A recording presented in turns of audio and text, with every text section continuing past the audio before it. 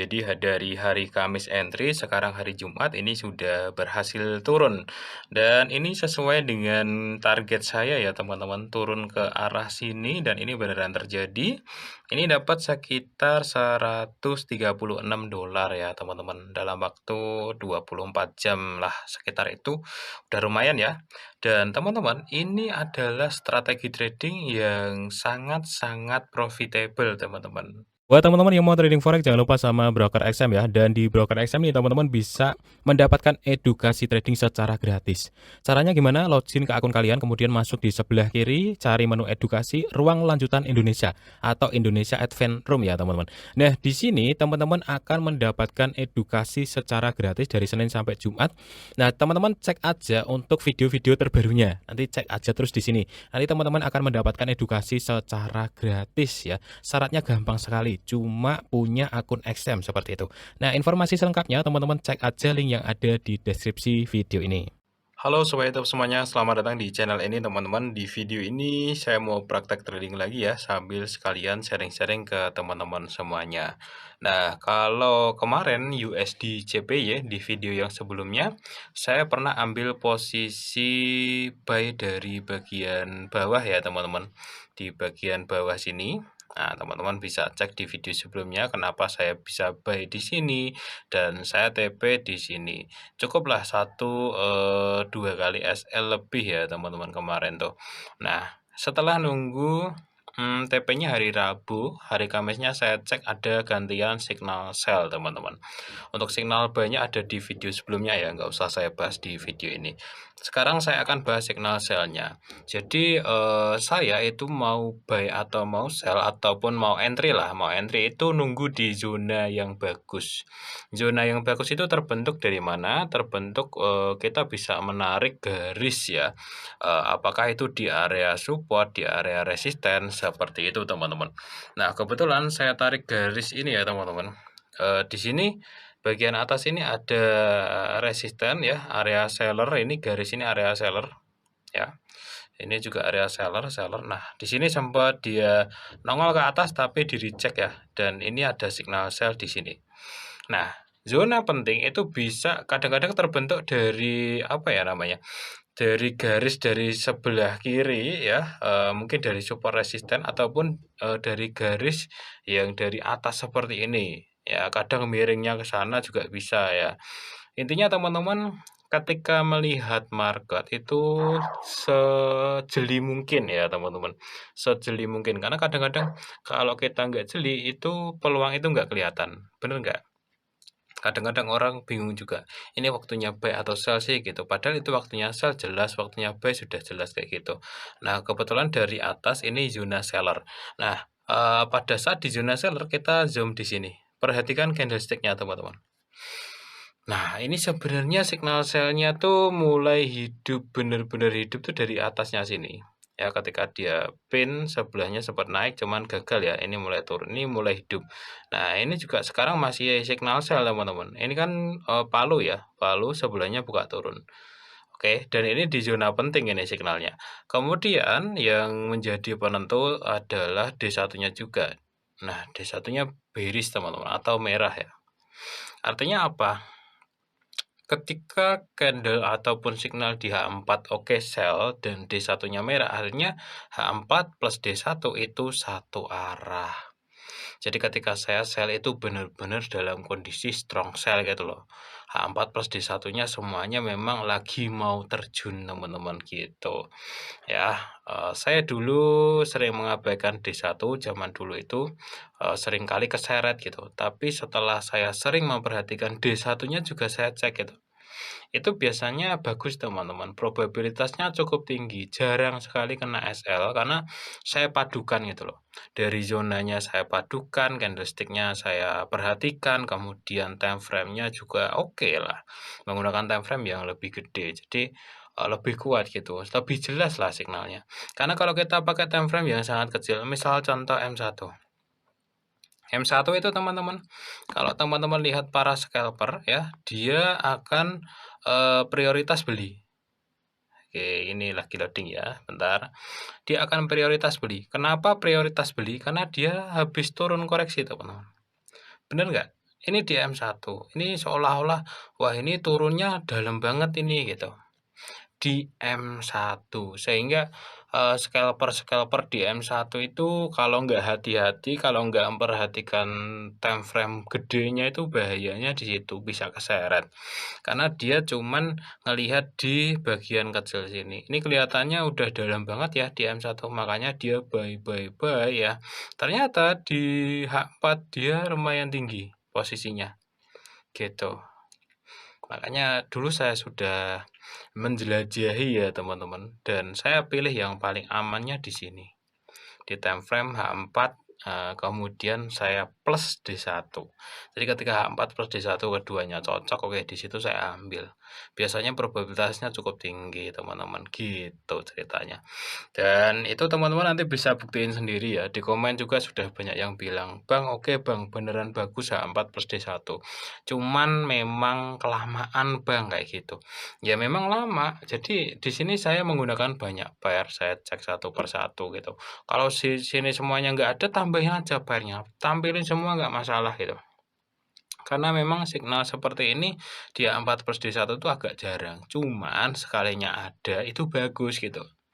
Ya itu terserah teman-teman ya, kalian mau signal yang sering banget tapi, loss profit terlalu sering atau jarang tapi oke gitu. Ya terserah teman-teman gitu. Kalau mau jarang tapi oke ya praktek-praktek tadi yang saya lakukan ini gitu. Satu pair mungkin 1 minggu sekali gitu. Cuman kan ada banyak pair yang bisa saya eksekusi teman-teman, gitu. Oke, yang terakhir adalah stop loss. Nah, stop loss ini nih agak lebar kayak, coba cek di D1. Stop loss-nya di sini aja, teman. Aduh, ini agak bingung juga ya. Saya taruh sini dulu deh. 154780. 154780.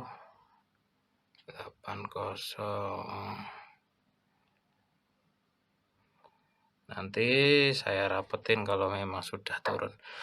Ini SL-nya gini. Jadi stop loss-nya ini, berpatokan pada candle D1. Jadi ketika, dia masih merah ya oke, tapi kalau sudah hijau, sudah lebih tinggi dari hari ini ya makanya, sudah nggak oke lagi gitu. Sementara patokannya candle ini teman-teman. Selama dia nggak lebih tinggi dari hari ini, total hari ini kan sampai sini dia ya, itu masih aman lah, masih bisa bermain-main di sini. Nah, nanti kalau sudah turun agak jauh mungkin tak kasih SL plus atau saya rapetin di sini teman-teman, gitu. Oke ya, tak skip dulu teman-teman. Ini adalah hari Kamis jam 2 siang. Tanggalnya abain aja. Saya juga nggak tahu ini bakal diupload kapan. Nah, saya skip dulu. Nanti saya lanjut lagi. Apakah ini akan ke-break ke atas sehingga polanya berubah ya. Ada perubahan tren kalau ke-break ke atas. Tapi kalau masih lanjut berarti dia targetnya lanjut ke bawah teman-teman. Gitu ya. Kalau trennya kan gitu ya. Dari sini naik ya, naik, drop, naik, drop, naik, drop, naik, drop ya. Senin naik, ini lanjut drop lagi gitu. Kalau masih tren yang ini. Cuman kalau dia ke-break ke sini, kemudian dia membentuk pola di sini ya, ini berarti sudah selesai. Ada perubahan, tren di sini nanti. Kalau ke-break berarti kena SL dan itu memang, eee sudah kita siapkan dengan kerugiannya berapa kayak gitu. Kan tren kan bisa kapanpun berubah ya. Jadi kita nggak bisa paksain dia turun nggak bisa. Kita hanya bisa ngikut. Oh kalau ternyata naik ke break ya udah gitu. Berarti waktunya cari posisi lagi. Kayak gitu aja teman-teman. Nggak usah dipaksain ya. Kita hanya bisa ngikut saja. Harganya turun kita ikut turun ya. Harganya naik kita ikut naik kayak gitu. Oke tak skip dulu ya hari Kamis jam 2 siang. Oke teman-teman semuanya, ini adalah hari Jumat jam 7 pagi, kemarin entry adalah hari Kamis, jadi dari hari Kamis entry, sekarang hari Jumat ini sudah berhasil turun. Dan ini sesuai dengan target saya ya teman-teman, turun ke arah sini dan ini beneran terjadi. Ini dapat sekitar 136 dolar ya teman-teman, dalam waktu 24 jam lah sekitar itu, udah lumayan ya. Dan teman-teman, ini adalah strategi trading yang sangat-sangat profitable teman-teman ya. Kuncinya ada 3 ya kemarin ya saya sebutin. Yang pertama adalah nunggu di zona penting.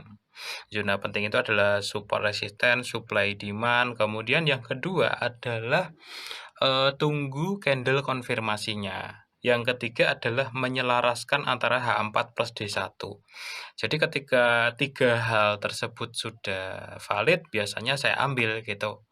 Nah, yang keempat ya tambahan adalah money management. Nah, kalau kemarin itu saya, SL-nya ada di atas ya, ini tak rapetin. Nah, sekarang saya mau kasih contoh untuk meminimalisir resiko seminimalisir mungkin. Nah, contohnya kalau sudah seperti ini, kalau teman-teman mau hold lagi, itu SL-nya diturunin lagi. 153.880. Ini, orang-orang ada yang nyebut sebagai trailing stop ya. 153.880. Tapi istilahnya apa saya juga nggak begitu paham teman-teman, yang jelas adalah meminimalisir resiko. Saya kadang males kalau bicara tentang istilah-istilah yang sulit kayak gitu. Dari dulu sih, makanya udah bertahun-tahun juga nggak banyak tahu tentang istilah gitu. Karena saya ketika melihat market itu seringkali menafsirkan sendiri, ya. Seringkali menafsirkan sendiri ya, istilah-istilah itu kadang-kadang saya nggak paham gitu. Teman-teman yang masih baru itu tahu banyak sekali istilah kayak gitu, saya jadi bingung plonga-plongo ya, sudah bertahun-tahun. Tapi nyatanya saya bisa terus menghasilkan uang dengan, apa ya namanya, sesuatu yang memang saya pahami kayak gitu. Dan menurut saya seorang trader harus seperti itu sih. Jadi market itu sebenarnya terserah kalian teman-teman, kalian mau apain terserah, kalian mau kasih nama apa terserah, yang paling penting adalah saldo kalian berkembang dari waktu ke waktu, kayak gitu. Market itu dinamis sekali, sangat bebas sekali teman-teman, kalian mau pakai time frame berapa terserah, mau pakai candle apa terserah, yang paling penting apa? Saldo kalian berkembang, itu adalah tanda bahwa kalian sudah punya sistem sendiri teman-teman. Nah, sistem yang saya bagikan adalah sistem saya, yang saya gunakan setiap hari. Jadi memang menunggu saja, menunggu di zona-zona penting, kemudian nanti ketika sudah muncul, saya ambil posisi di situ. Nah, di sini, saya nanti ya untuk, take profit-nya, tak kasih contoh nih, saya banyak sharing-sharing aja. Misalkan ini di Euro USD. Nah, Euro USD ini, dia ada di resisten sebenarnya teman-teman. Teman-teman perhatikan baik-baik ya. Ini ada di resisten dan ini zona yang sangat penting. Nah, mungkin ini nanti di video selanjutnya saya praktek kalau sudah valid, tapi ini belum valid. Nah, ini kalau teman-teman tarik ke sini bahkan ya, ini ketemu beberapa support dan resisten ya. Ini support, support ya, break, ini resisten ya. Ini resisten, resisten dan di sini kita tinggal nunggu untuk candlestick konfirmasi. Ya kalau belum ada ya nggak usah masuk gitu. Ini teman-teman perhatikan, ini ada support, support, ini zona yang sangat penting. Nah inilah yang saya maksud menunggu di zona penting. Jadi dari kemarin tuh euro itu saya tunggu-tunggu belum ada momen dan hari ini ternyata sudah ada. Gitu, menunggu di zona penting. Kemudian menunggu candlestick terbentuk pola sell. Apakah sekarang sudah waktunya sell? Belum teman-teman. Ya minimal, ini nanti terbentuk pola dulu, entah itu bearish harami, entah itu engulfing, entah itu ada doji dibuka turun, ya harus ada pola sell dulu baru masuk di situ teman-teman. Dan untuk D1-nya coba kita cek, D1-nya juga merah ya hari ini. Kelihatannya ini bakalan ada signal, tapi nggak tahu sih, nanti, dilihat dulu. Kayak gitu. Ini adalah sebuah contoh, ketika saya menyikapi market. Jadi kalau memang belum ada teman-teman signalnya, mau dia setinggi apapun ya, marketnya nggak bakalan saya sell. Mau dia serendah apapun, marketnya nggak bakalan saya buy, gitu. Itu contoh ya. Kemudian kalau GBP sama nih, GBP juga ada di resisten nih teman-teman. Oke. Tapi ini nggak ada signal sell sama sekali, makanya saya nggak masuk juga. Ini sama ya. Ini ada di resisten ya. Oke, di sini nggak ada polanya ya, nggak ada pola seller ya. Bahkan hari ini masih bullish nih ya. Ini hati-hati teman-teman. Kadang-kadang orang tuh selalu maksain. Maksain tuh gimana maksudnya? Maksain ya, meskipun udah tinggi, market udah tinggi banget, belum ada signal sell, masih hijau-hijau kayak gitu, kalian tabrak. Ya kalian bakalan keseret ke atas biasanya. Contoh USD CHF. USD CHF. Aduh, ini kenapa saya nggak lihat ya kemarin ya? Nah, ini kemarin harusnya ini ada engulfing di sini, D1-nya juga merah ya kemarin. Oke lah, nggak apa-apa. Telat ya saya ya. Ini dia nyari ini nggak ada pola juga, belum nyampe super resistance juga ya. Ini nggak ada signal teman-teman. Gitu. Jadi yang lama itu sebenarnya nunggunya teman-teman. Nah, ini AUD USD ini ada di resisten ya. Ini ada resisten di bawahnya. Nah, ini kalau ada pola seller di sini nanti bisa masuk daerah sini. Kalau sekarang ya enggak. Gitu. Gitu ya teman-teman ya, sharing dari saya pada kesempatan kali ini seperti itu dulu.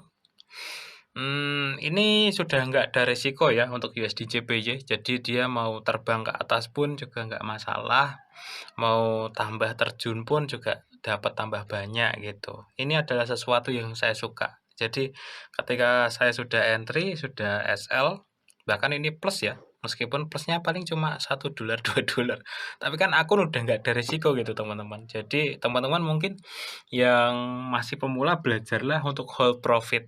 Nah, itu mental teman-teman. Jadi ketika teman-teman sudah mampu untuk hold profit berarti mental kalian sudah bagus gitu. Karena banyak pemula itu seringkali profit dikit itu udah gemeter nanti di close giliran apa itu namanya? Rugi sampai banyak banget itu ditahan-tahan sampai margin call. Itu adalah kebiasaan buruk pemula biasanya. Saya dulu juga gitu. Makanya saya bisa ngomong gitu ya. Oke ya teman-teman ya, ini sudah selesai untuk praktek trading kali ini. Ini saya biarin dulu aja deh.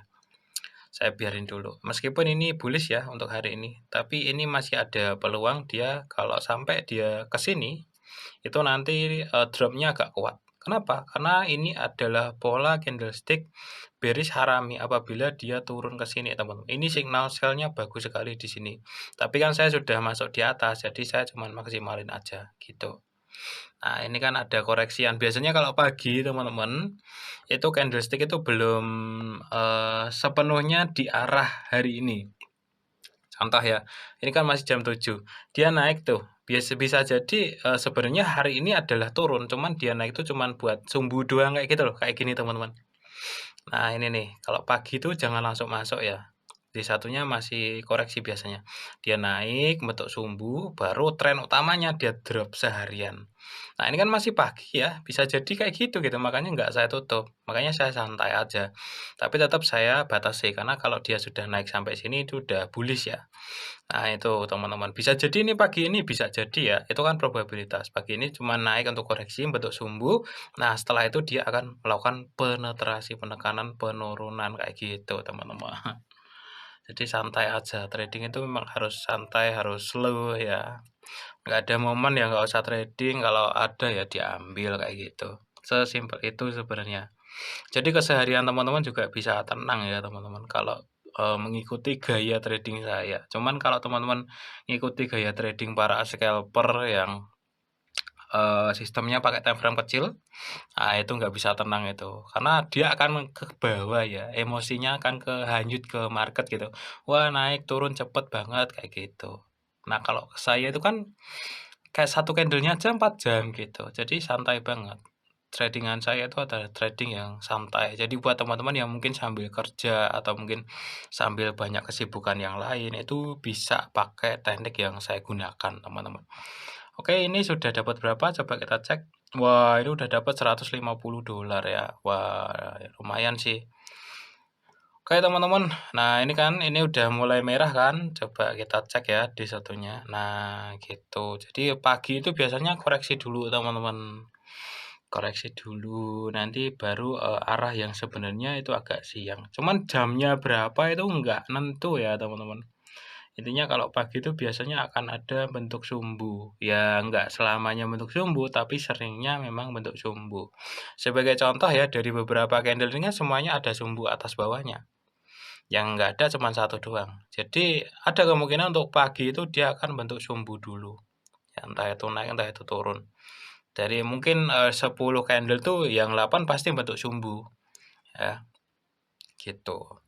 Nah, ini udah lumayan ini. Nah, ini signalnya udah mulai sell ini untuk D1-nya gitu.